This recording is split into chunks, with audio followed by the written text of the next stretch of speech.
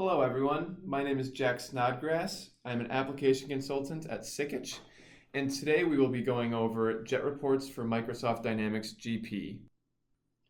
And one thing I want everyone to keep in mind during the video today, all the tools that you'll see me using are a part of Jet Express, which is Jet's free reporting option. So all this can be done at no cost.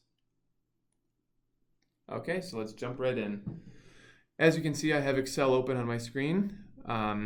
And one thing to note, Jet, all it is just an Excel add-in. So no other application you have to have open in order to run this. So along my ribbon up top, you can see I now have Jet. So in this video today, I'm just going to go over how to create a very basic financial report. I'm not going to go over how to install Jet and how to configure it to work with GP. But as you can see at the top, I am connected to Fabricam. So that will be the company that I'll be going off of today. The first place I want to direct your attention to is the upper left where you see our three different modes. We have design, report, and refresh.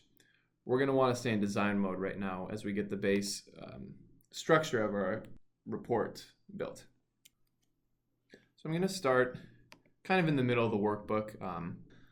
Let's give it a title.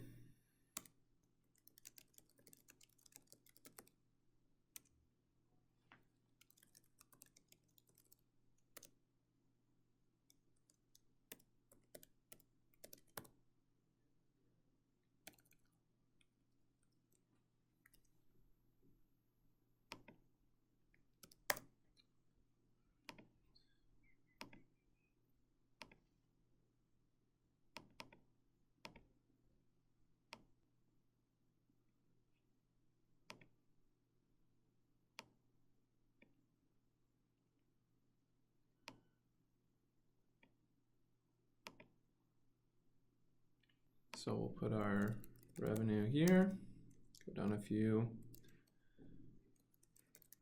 add expenses, and our net income. And we can bold these and make them a little bit bigger.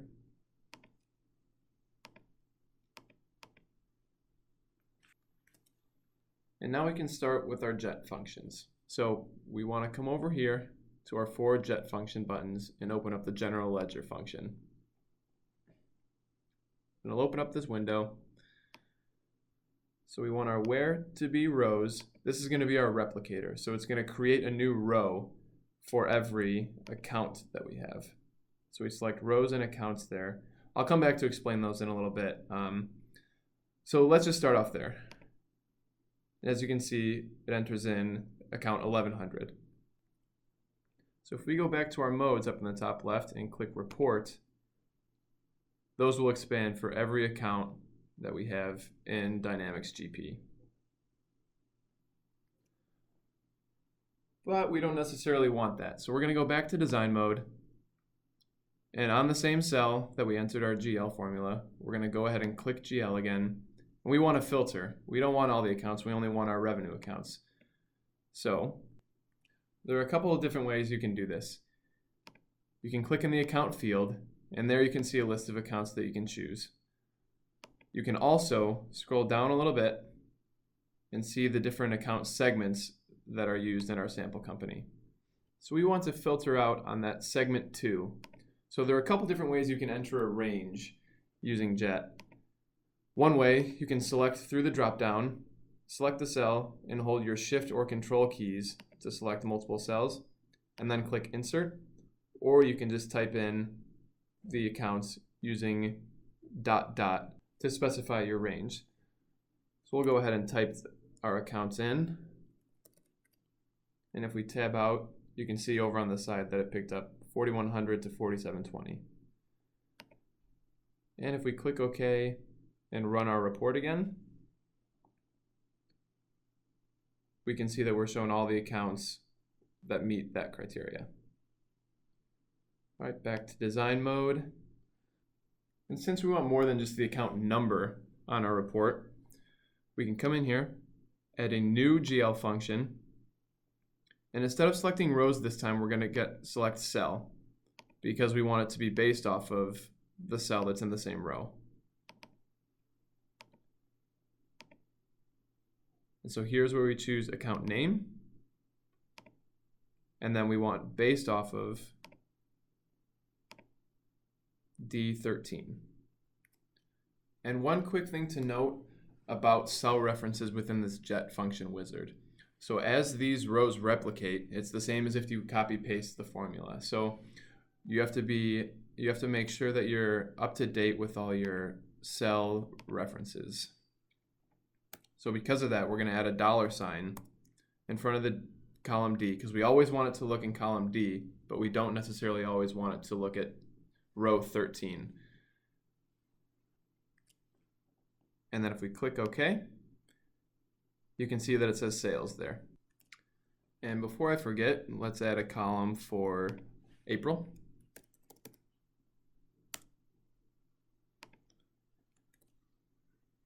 Bold that.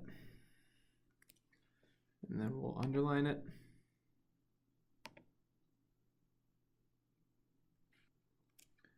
And let's add our balance. So back to the Jet tab, we're going to add a new GL function. We want it to reference another cell in the row, so we're going to choose cell. And instead of account name, we're going to choose balance. We want it to reference this account. And again, we want to remember our $sign. And since we're doing this for April, I'm going to put 4 in our start and end period. And click OK. And we have 0.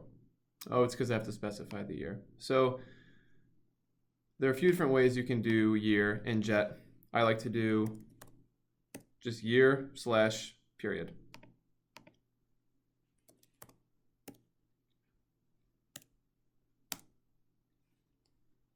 All right. So let's run a report and see what we get. So a couple things to note. One, these cells don't look very good. They're kind of overlapping the other cells and they're cut off. You can't read them all. Two, there are a lot of 0 balances. So let's go back to design mode and see what we can do to fix those. So one thing that I did not mention at the beginning is that Jet automatically reserves column A and row 1 for keywords for Jet. So these rows, well, this row and column will not be displayed on your report, but you can type in keywords that make your report look more visually pleasing. So one example, in the column that you want to adjust, you can just type the word fit above it. And that'll automatically adjust the column to fit the contents of the cell.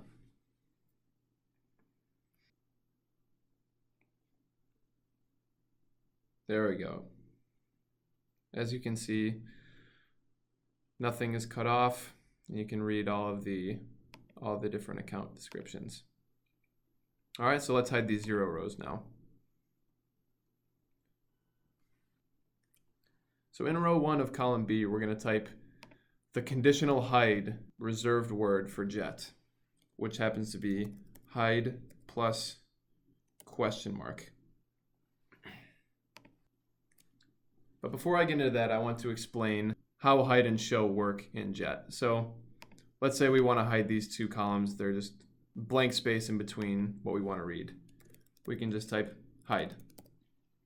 Now when we run a report,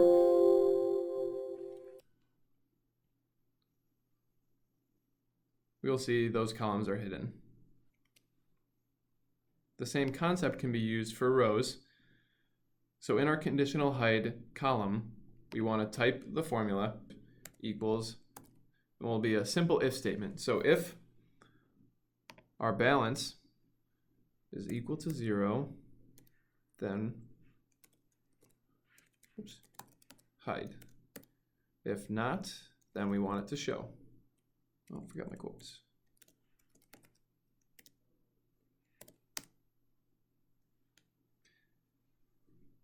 All right, and let's run a report. And as you can see, it automatically hides that column so you don't see hide or show with each row replication. And now you can see we have our 5 accounts that have balances. Okay, now let's add a year-to-date column, and then we'll get to adding our balances. So again, we want to go click on a row. Okay, we're going to add based on a cell. We want our balance again, based on the account in D13. Remember to add our $, and we want to start 2017 0 to 2017/4. Okay. Oh, forgot my underline.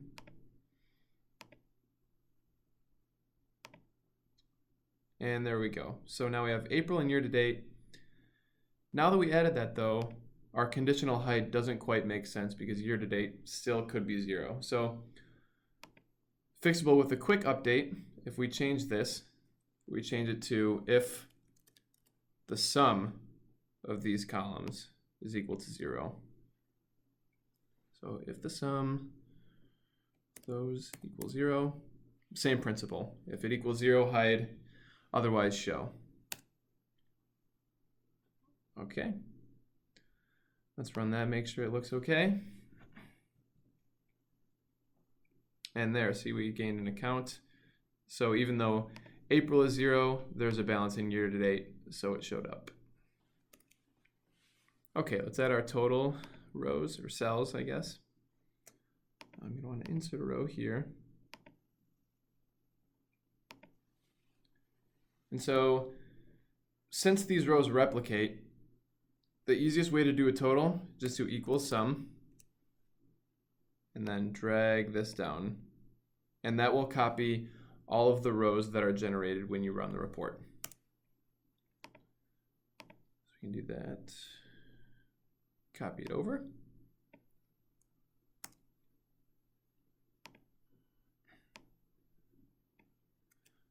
And let's bold these.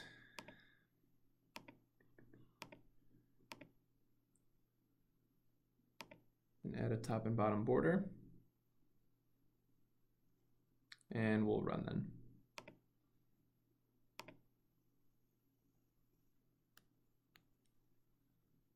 All right, so let's get these formatted as currency. Let's make it a little more, just a little more visually appealing.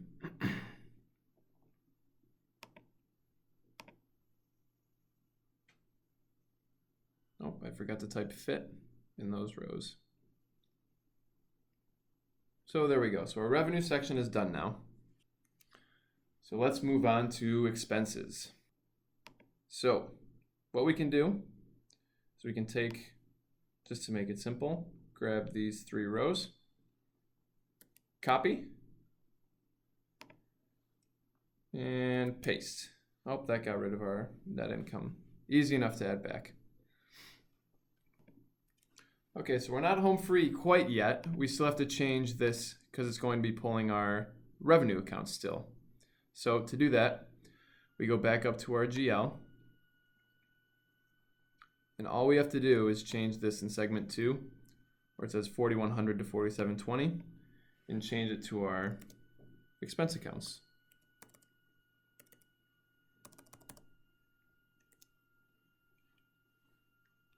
And then hit OK.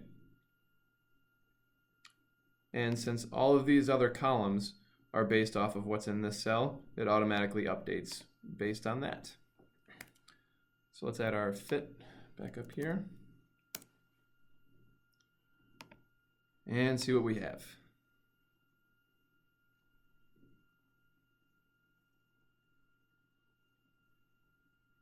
All right, let's go back and add our net income row.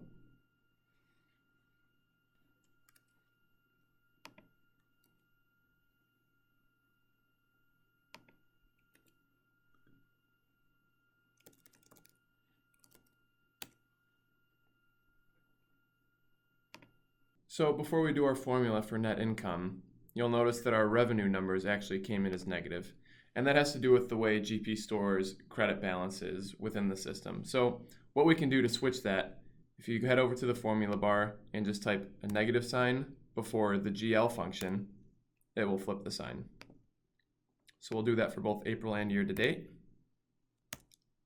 And now just some other quick formatting. I noticed I forgot to label my total rows here, so do total revenue and total expenses.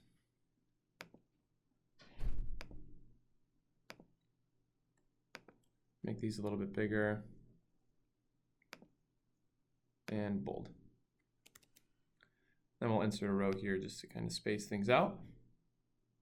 All right, so now we can get to our formula for net income. So we want to do our total revenue minus total expenses. And there we go. And we can copy that over to year to date. And then let's format these as well.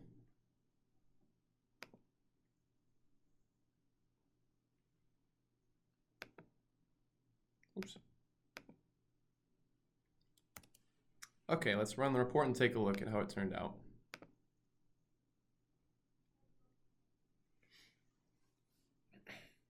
All right, and one thing I like to do, you can usually turn off the grid lines and it makes it look a little bit better. I'm sure everyone knows there are some simple formatting things you can do within Excel. You can add a table to these and maybe do some shading. But this is actually where I'm going to end the video today. Hopefully everyone learned something. I want to thank everyone for watching, taking the time out of their day, and thanks again.